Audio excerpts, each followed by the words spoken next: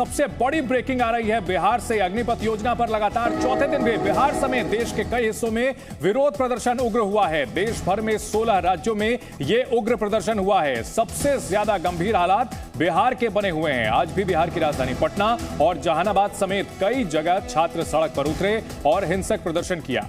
जहानाबाद में प्रदर्शनकारियों ने आगजनी की, पटना में भी जमकर उपद्रव किया है। मसौड़ी में रेलवे स्टेशन को फूंक दिया गया। बिहार में बंद के दौरान आगजनी की सबसे बड़ी खबर पटना के मसौड़ी से आ रही है। यहां गाड़ियों को आग के हवाले कर दिया गया।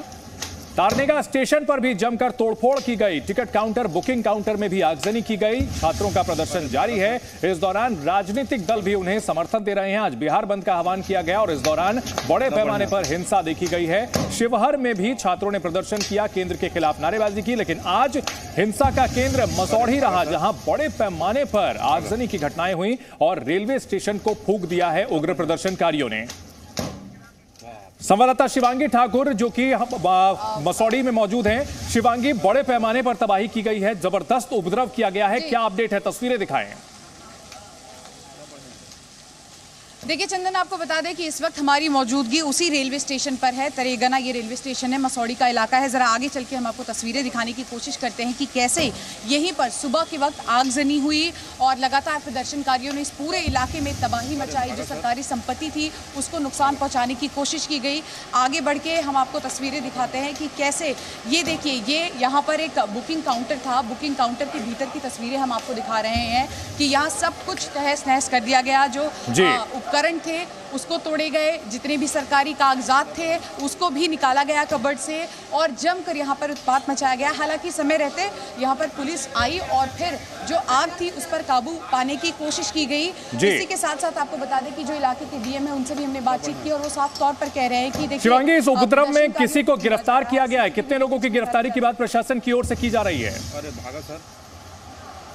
देखिए, अब तक जो जानकारी मिल रही है और जो ऑफिशियल स्टेटमेंट डीएम की ओर से आया है उसमें अब तक 61 लोगों को आधिकारिक तौर पर गिरफ्तार किया गया है, जिसमें अधिकतर बच्चे हैं। और जब ये सवाल हमने उनसे पूछा कि बच्चों की गिरफ्तारी हुई है किस बिना पर, क्योंकि जो बच्चों के परिजन हैं वो थाने के बाहर जाकर प्रदर्शन कर रहे हैं और वो कह रहे हैं कि हमारे बच्चे बेगुनाह हैं। इस पर डीएम का कहना है कि हम सीसीटीवी फुटेज खंगाल रहे हैं और अभी जैसे जैसे जानकारी मिल रही है वैसे वैसे गिरफ्तारी हो रही है। लेकिन ये देखना होगा, इस पूरे मामले की जाँच चल रही है और कोशिश अभी पुलिस यही कर रही है कि और ज़्यादा आगजनी ना हो, प्रदर्शन और ज़्यादा उग्र ना हो।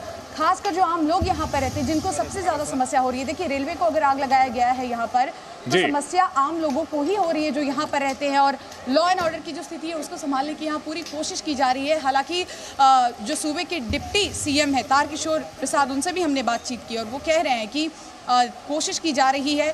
बिहार में आप देखिए देश भर में प्रदर्शन हो रहे हैं, लेकिन सबसे ज्यादा उग्र प्रदर्शन यहीं पर हो रहा है और अब प्रशासन के लिए भी एक बड़ी चुनौती है। ठीक है कि इसको शिवांगी, आपको रोकना चाहेंगे। इस वक्त की एक बड़ी खबर आ रही है, अपने दर्शकों को बता दें, बिहार से हिंसा से जुड़ी हुई एक बड़ी खबर आ रही है। बिहार के तारेगना स्टेशन पर पथराव किया गया। जो उपद्रवी हैं उन्होंने पथराव किया, जीआरपी की गाड़ियों को फूंक दिया और पूरी तरह से तबाही का मंजर नजर आया है। बाजार में पथराव किया गया, हाईवे पर आगजनी की गई। कुल मिलाकर के अफरा तफरी, पूरी तरह से एनआरकी के हालात, अराजकता देखने को मिली है तारेगना में और मसौड़ी का तारेगना, जहां पर बड़े पैमाने पर यह हिंसा की गई है।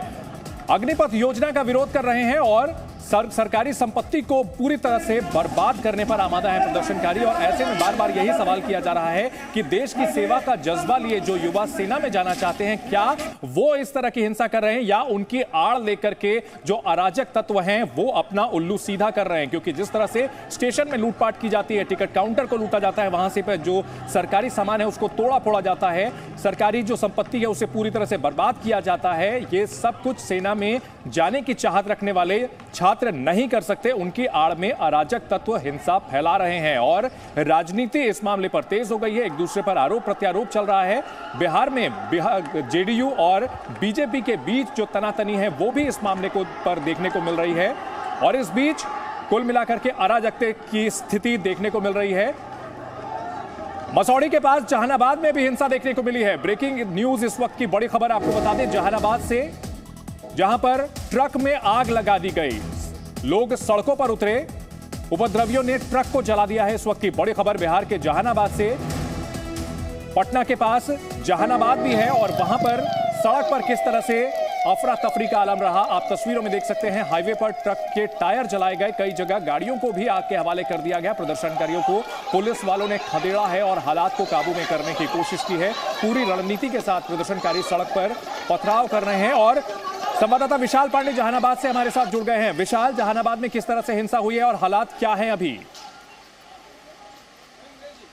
देखिए, आज सुबह जहानाबाद में सबसे पहले बिहार में हिंसा की शुरुआत होती है और जहानाबाद में जो प्रदर्शनकारी इकट्ठा थे वो सबसे पहले थाने पर पथराव करते हैं और उसके बाद वहां पर रेलवे लाइन के किनारे जो बस खड़ी रहती है उसमें आग लगा देते हैं, ट्रकों में तोड़फोड़ करते हैं। एक ट्रक में भी आग लगाया, कुछ टायरों में आग लगाया। इसके अलावा जो सड़क किनारे और गाड़ियां मौजूद थी उनमें भी तोड़फोड़ की, उनके शीशे तोड़े और पुलिस कर्मियों पर पथराव किया। ये सब कुछ लगभग 2 से 3 घंटे तक लगातार सुबह चलता रहा और जहानाबाद में भी रेलवे स्टेशन के किनारे ही विरोध प्रदर्शन की जगह चुनी गई थी। और एक तरह से देखा जाए तो पूरे बिहार में अधिकतर जो घटनाएं हो रही हैं वो रेलवे स्टेशन के आसपास ही हो रही हैं। प्रदर्शनकारी वहां पर इकट्ठा हो रहे हैं, नाम है अग्निपथ के विरोध का, लेकिन यहां पर काम पूरी तरह से हिंसा का है। और जिस तरह से आगजनी की जा रही है, पथराव किया जा रहा है।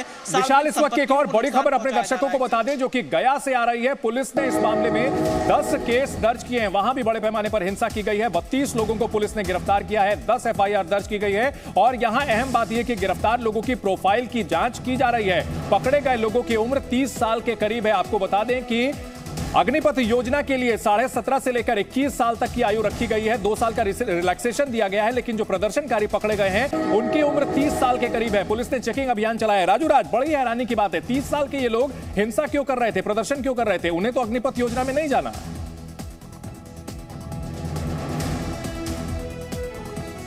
पुलिस की मुस्तैदी साफ तौर पर देखने मिली। पूरब गया डिस्ट्रिक्ट की पुलिस, इसके अलावा एडिशनल फोर्स लगाया गया और उन लोगों को गिरफ्तार किया जो कल की हिंसा में शामिल थे। जगह जगह पर छापेमारी की गई। इसके अलावा तमाम कोचिंग सेंटर में भी सघन चेकिंग अभियान चलाया गया, क्योंकि पुलिस के पास आज इनपुट थे कि कोचिंग सेंटर में जो छात्र पढ़ रहे हैं, जो सेना की तैयारी कर रहे हैं, उन छात्रों को उकसाया जाता है और उसके बाद उन छात्रों को लाया जाता है। लेकिन जो लोग अरेस्ट हुए हैं, लगभग 32 से ज्यादा लोग अरेस्ट हुए हैं, इनकी उम्र की पड़ताल की जा रही है। जो गया के अधिकारियों ने बताया, जो एसएसपी और जो डीएम ने हमने उनसे बात की, उनका साफ तौर पे कहना था कि इनकी उम्र 30 साल के करीब है। यानी जो 30 साल के स्टूडेंट हैं उनका इससे क्या वास्ता? नहीं, 30 साल के लोगों को स्टूडेंट नहीं कह सकते। 30 साल के स्टूडेंट नहीं है वो। और जो हंगामा कर रहे हैं उपद्रवी हैं, क्योंकि जो अग्निपथ योजना है उसमें तो 21.5 से 24 साल तक के 17.5 से 21 साल तक के छात्र जा सकते हैं। बड़ी खबर Presenting B News app, available on Google Play and App Store. Download it now.